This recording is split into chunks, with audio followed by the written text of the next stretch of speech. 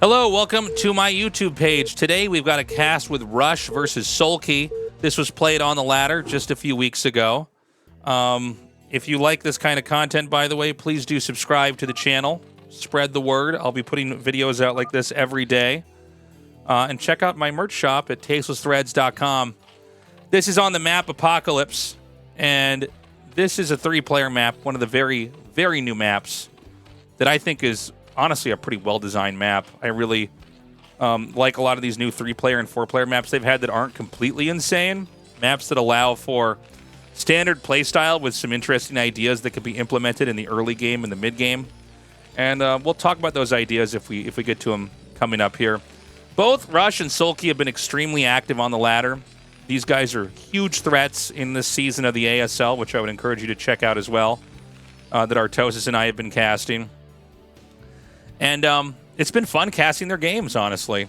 This time around, Rush opens up with a depot here at the entrance. That'll be followed up with another barracks and another depot here, so that he can likely fast expand. If he doesn't, he's doing some kind of a crazy cheese. Here for Need Money, better known as Sulky, he's going to be going for an Overlord right away. To talk about this map real quick here, this is a map that does have this rolling terrain. So you get your natural over here and a third base over here if that's where you choose to take it. And then, for Sulky's case, there's a big high ground area over here. This is an area Sulky has to defend, because if not, Rush can basically stay out here and overpower him in this position. And the same is true down here for Rush. You can see he's going to be expanding out over to here, but he's got a high ground area to cover as well. And then in the very middle of that is this kind of wasteland-like low ground terrain. All the bases on this map, they're not those narrow choke bases you see on Polypoid or Fighting Spirit. They're fairly open areas, and so that requires a little bit more care, as there's a little bit more brittleness at those areas where you can just kind of get cracked wide open and punished. And so Sulky goes for the hatchery first, followed up with the pool and the gas. Now, this is somewhat punishable if we have the barracks on 8, which I feel like I'm seeing in ASL almost about 50% of the time, maybe 45% of the time. But, you know, that's a lot for any one build. But it does seem like these builds go in waves, right, where someone is, you know, especially when somebody's winning with it, where that's all anybody does until the other players of the opposing race get good enough at dealing with it that they stop.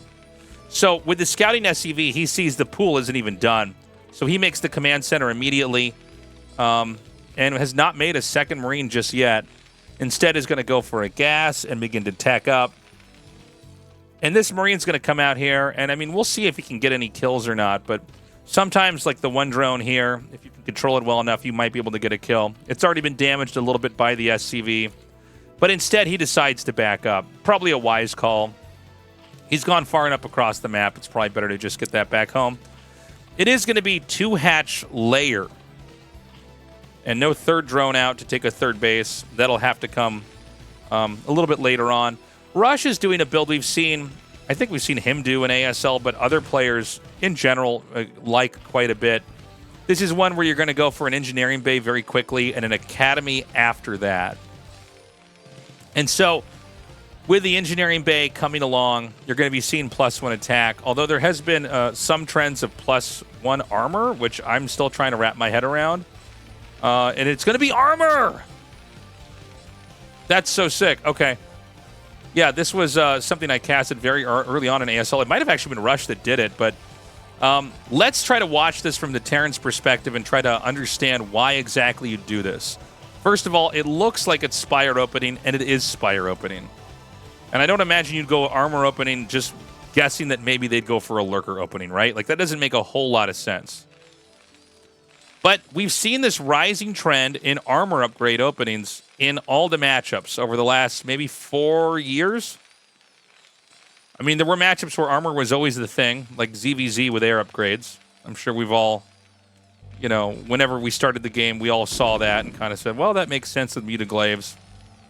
Now, with armor, I wonder if this gives Terran a different type of robustness against mutaglaves or sunken colonies or zerglings, where A Zerg that doesn't check for this might take a fight and not appreciate that the Marines will die a little bit slower. And remember that the armies for both races in this matchup are very weak. You know, 35 hit points for the Zerglings, 40 hit points for the Marines.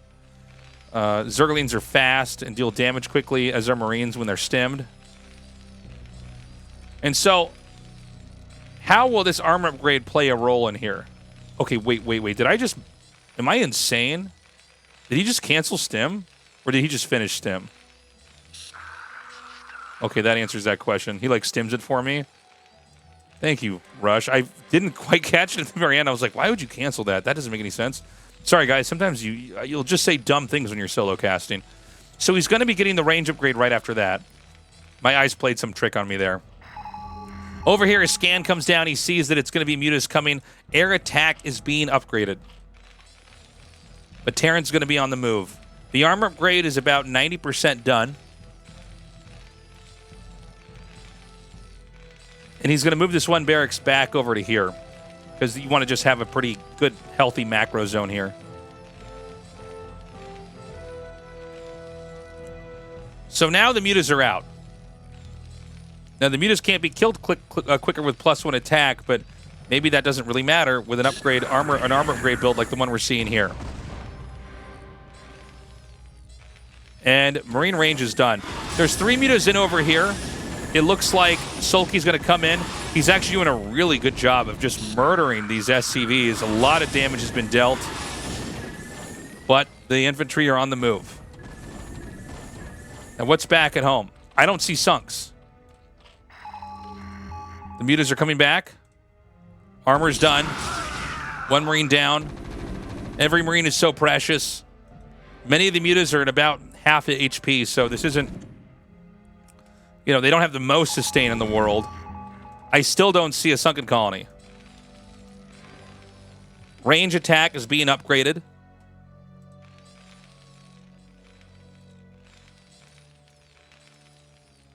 And he hasn't really made any headway yet. He's backing up. Now, note, Zerg is expanding up here. This is a very accessible location. We're down to what? How many? 2, 4, 6, 8 Marines. 8 is not a big number here. That's the same number of... No, actually, there's more Mutas out than that. So Terran's going to come up. Now, again, the infantry have a little bit more sustain with this, but at the end of the day, the Zerg is just too much, and that's going to be it. And that may have been... Well, that may have been the most anticlimactic game I've ever casted on this YouTube channel. He just dies. He just taps out. What happened? It's like nothing happened there. I would have been better off casting an omelet being made than this game for you guys. So I don't watch these games ahead of time because I think the surprises are what make the game fun. I don't know how long they are. We've had some crazy games on this channel, and then we've had some duds.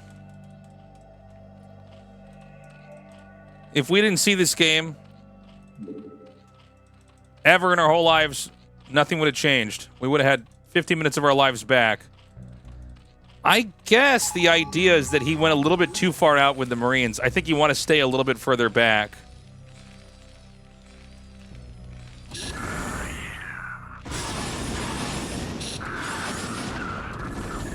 So how bad was this for Terran?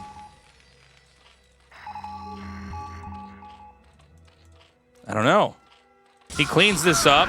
The rest of the infantry come. Seems like it's still somewhat playable. It's not like we don't have games like that otherwise, but I don't know. Well, thank you so much for watching. I think we've seen the very, very bottom of the bottom with that. So I guess check out my merch site if you want. If you don't want to after a game like that, I don't really blame you. TastelessThreads.com. Subscribe to the YouTube. There'll be games better than this one to come for sure. We can't win them all, right? I hope you have a wonderful day, and I hope to see you in a future video. Bye-bye.